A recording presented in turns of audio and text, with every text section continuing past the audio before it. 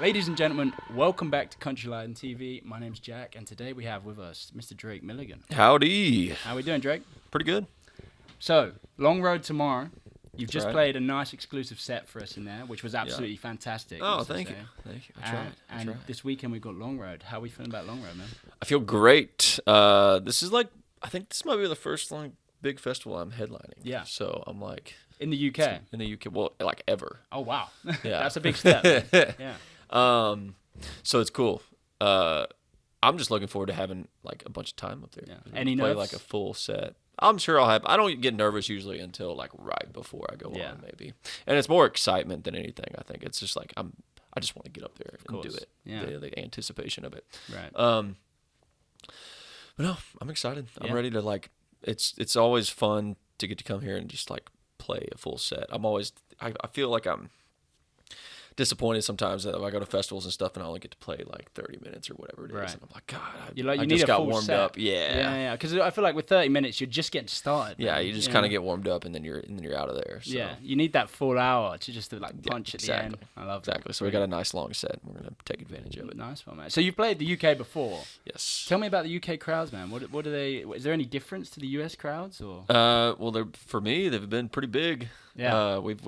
I for some reason, man, it kind of has always blown me away since we came to C2C the first time, because we started kind of with a little fan base there, people that had seen me on America's Got Talent. Yeah. And then word got around, I guess, and when we came back to C2C last year,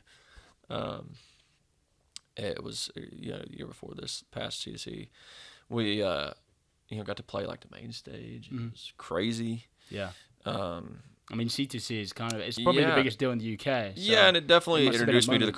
crowd, and then coming back, we did 3 nights here at Islington last year, of so course, it was like, and I like barely expected to sell out one, so it was pretty cool. No, nice, man. I love that.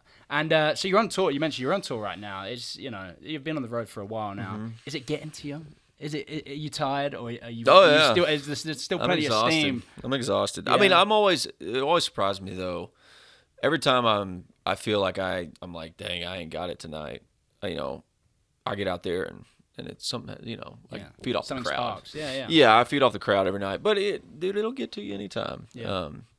It's especially the summer tours. We're constantly on the road, but I'm trying to take care of myself as much as I can. Yeah.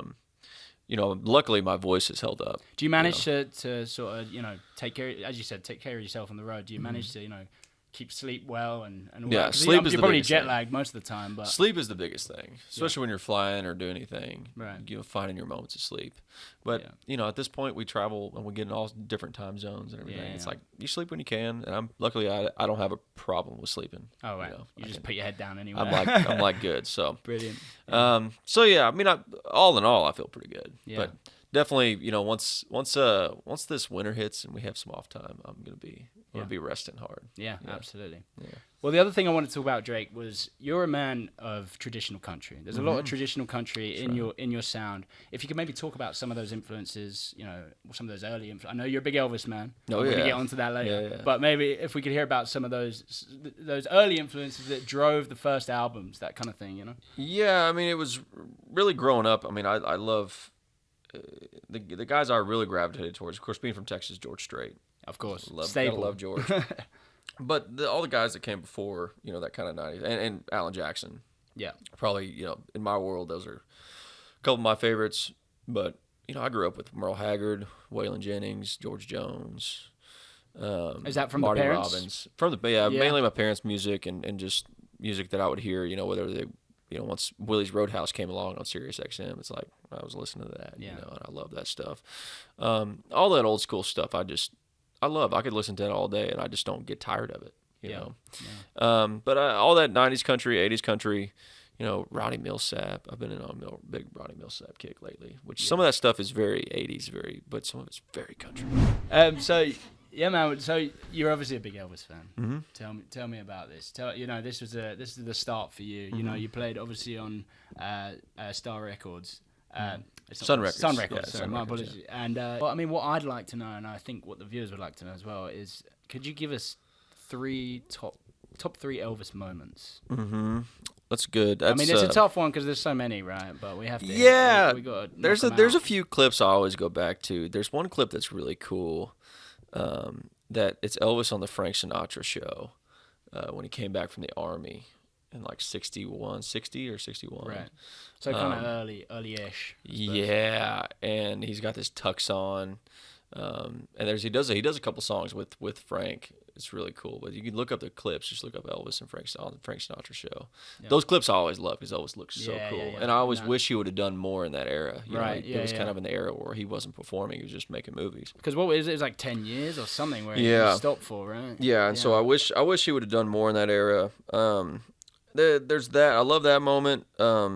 68 comeback. You can't. Yeah, well, that's just unmatched. It's just like, it's just. And imagine a performer, one of the greatest entertainers that ever lived.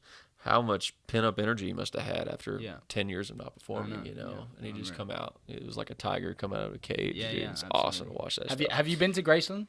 Yes, yes, a lot of times. I mean, do you spend a lot of time in Memphis in general or not? Yeah, we filmed Sun Records in Memphis. Okay, so I lived there, you know, out of high school for like 6 or 7 months while we were filming that.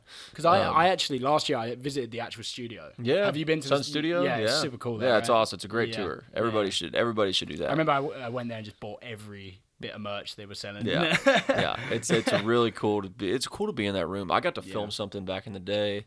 There's an energy in that room. Film. Yeah, I filmed a short film back in the day called Nobody when I was I think I was 14 or so, and we filmed in Sun Studio, the actual Sun Studio. Yeah. Sun Records we filmed where they built the studio. You can go to Graceland now. If you go to Graceland and take the tours across the street.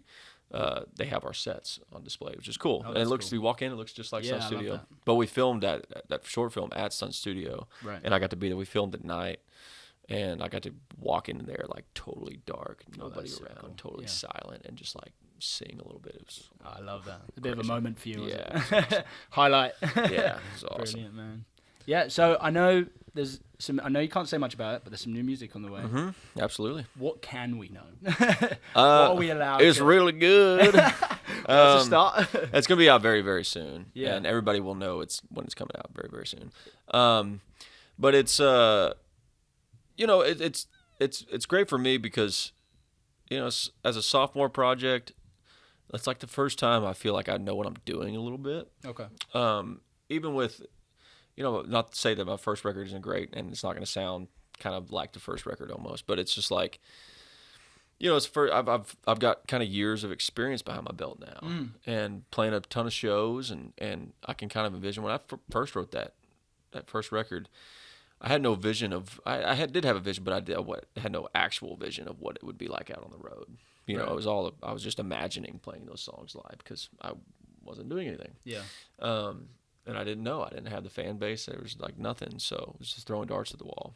So now that one of those darts kind of stuck, you know, I'm going to keep throwing some more out there. So, absolutely. So it's fun just going in for this record, a full album, you know, thinking about how the songs would come across live, knowing that I'm probably not going to play all these songs live. You know, I may pull out one every now and then, but there's some now it's like I've hit a point I can't play everything I've ever released. Yeah. I see. I don't have enough room. Yeah. So it's kind of cool, you know, I can make songs just be like, okay, this just needs to sound great on the record. Yeah. But also have stuff and try to have a vision for it to play live too. Yeah. Just in case, you never know what people are going to react to. Yeah, of course. So it's fun for me to get to paint the edges a little bit and really work as an artist and say some different things and use some different influences and use some different sounds.